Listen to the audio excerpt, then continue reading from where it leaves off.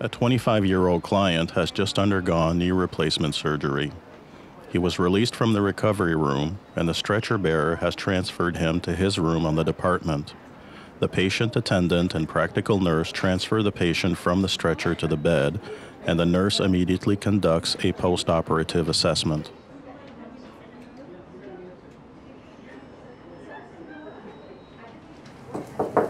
Hi, my name is Philip, and I'll be your nurse today.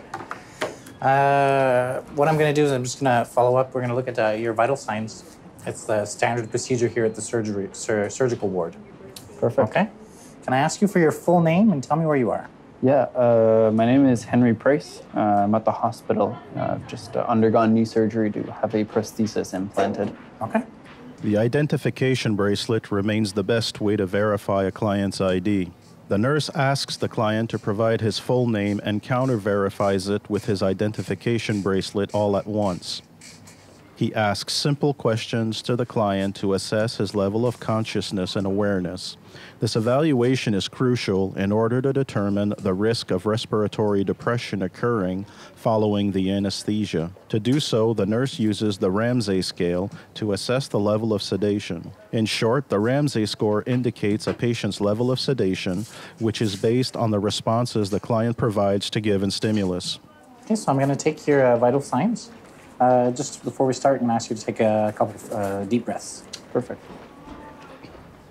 The nurse stimulates the client by asking him to take deep breaths. This will favor the elimination of anesthetic agents more quickly and promote better pulmonary expansion. The nurse measures the vital signs in accordance with the standards approved by the health establishment. Measuring the client's vital signs provides the reference data required to monitor his condition as regards real or potential instability or the deterioration of his overall condition. The nurse also assesses the rhythm, frequency, and amplitude of the pulse. To collect complete data pertaining to the pulse, the nurse measures the pulse manually. The evaluation of the breathing must also include the rhythm, frequency, and amplitude. The nurse will end the measuring of the vital signs by taking the client's oxygen saturation and capillary refill time using a fingernail. These measures help to determine peripheral oxygenation and circulation levels. Okay, so your breathing is perfect. Your pulse is good. Excellent. We're just going to see to make sure the oxygen is going everywhere in your body. So if I can just get your finger there. Check your capillary reaction. That's good there. Oops. There we go. Perfect.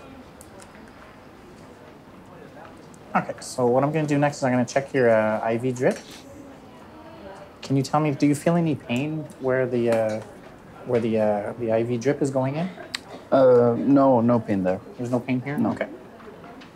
It is the nurse's duty to ensure the integrity and proper functioning of the perfusion. In other words, he checks for skin redness, heat, edema, and pain. He also checks for the presence of backflow in the tubing. This rigorous end-to-end verification allows to quickly prevent or detect any sign of infiltration into the client's subcutaneous tissues. The nurse carefully verifies the intravenous solution bag to ensure the correct IV medication is being administered to the client, that it matches the prescription in the client's file, and finally checks the expiry date of the medication. Moreover, he verifies the quantity of solution remaining in the bag to plan the exact time the perfusion bag will need to be replaced and thus ensure the continuous feed of the intravenous solution. Finally, the nurse makes sure the flow program on the volumetric pump corresponds to the one prescribed.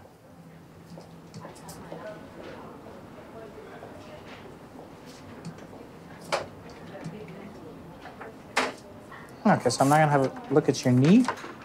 Okay. Can you tell me, is it causing you any pain? For the time being, no. I was given a sedative in the recovery room not too long ago. Okay. The nurse verifies the bandage. To do so, he must put on a pair of non-sterile gloves since there is a risk of coming into contact with the client's bodily fluids. Prior to examining the area that underwent surgery, he closes the curtain to ensure the client's privacy.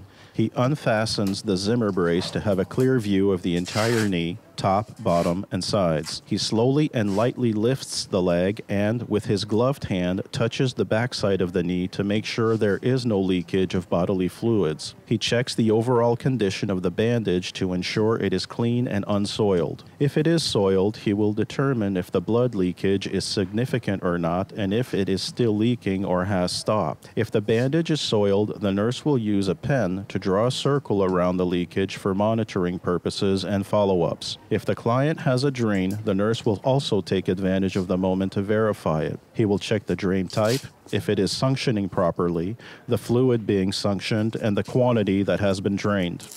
Okay, so I'm glad that you're not feeling any pain right now. It's important to let us know if the pain increases at one point, because we don't want to lose control over the pain. Okay, perfect. If the client had been feeling pain, the nurse would have used the PQRSTU pain assessment scale to rank his level of pain. It is essential to tell the client to warn the personnel about any change in the level of pain. Indeed, pain that has increased too much is more difficult to control and will make the client very uncomfortable. Okay, what I have to do next is I'm going to verify the neurovascular status of your knee. Okay. Okay.